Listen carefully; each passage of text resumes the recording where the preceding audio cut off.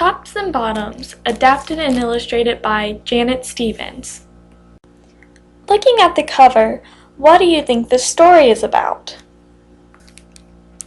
Once upon a time, there lived a very lazy bear who had lots of money and lots of land. His father had been a hard worker and a smart business bear, and he had given all of his wealth to his son. But Bear just wanted to sleep. Not far down the road lived a hare. Although Hare was clever, he sometimes got into trouble. He had once owned land too, but now he had nothing. He had lost a risky bet with a tortoise and had sold all of his land to Bear to pay off the debt. Hare and his family were in a very bad shape. "The children are so hungry, Father Hare. We must think of something," Mrs. Hare cried one day. So Hare and Mrs. Hare put their heads together and cooked up a plan. Who are the characters that have been introduced? The next day, Hare hopped down the road to Bear's house. Bear, of course, was asleep. "Hello, Bear, wake up! It's your neighbor, Hare, and I have an idea." Bear opened one eye and grunted. "We can be business partners," Hare said. "All we need is this field right here in front of your house. I'll do the hard work of planting and harvesting, and we can split the profit right down the middle. Yes, sir, Bear, we're in this together. I'll work and you sleep." "Huh?" said Bear. "So what will it be, Bear?" asked Hare. "The top half or the bottom half? It's up to you. Tops or bottoms?" Let's see," Bear said with a yawn. "I'll take the top half, Hare. Right, tops." Hare smiled. "It's a done deal, Bear." So Bear went back to sleep, and Hare and his family went to work. Hare planted, Mrs. Hare watered, and everyone weeded. Bear slept as the crops grew. When it was time for the harvest, Hare called out, "Wake up, Bear! You get the tops and I get the bottoms." Hare and his family dug up the carrots, the radishes, and the beets. Hare plucked off all the tops, tossed them into a pile for Bear, and put the bottoms aside for himself. Bear stared at his pile. "But Hare, all the best parts are in your half."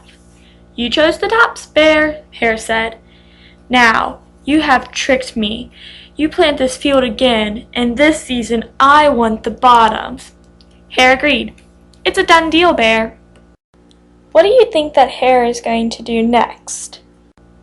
So Bear went back to sleep, and Hare and his family went to work.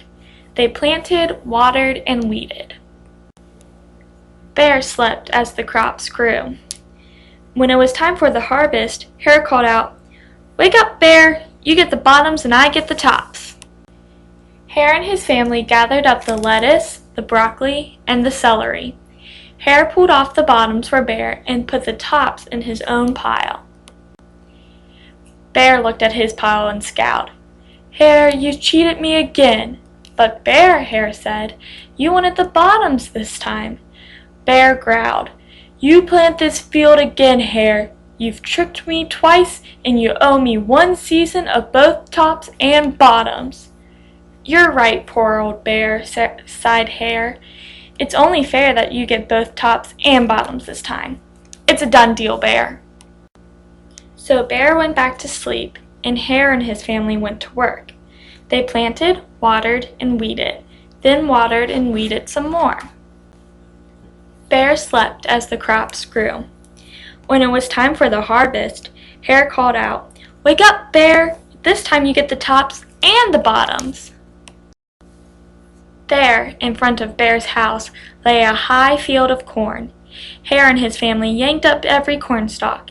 Hare tugged off the roots at the bottom and the tassels at the top and put them in a pile for Bear.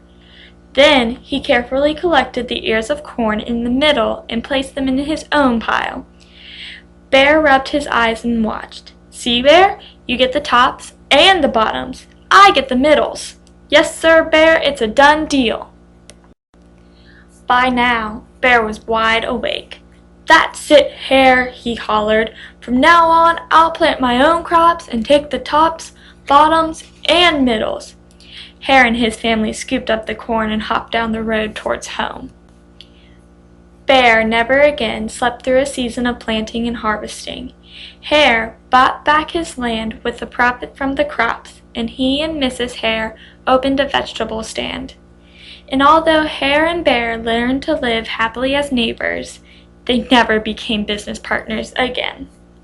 The end. How are Bear and Hare different? How can you tell that this story is a folk tale? What is Hare's main problem, and how does he plan to solve it?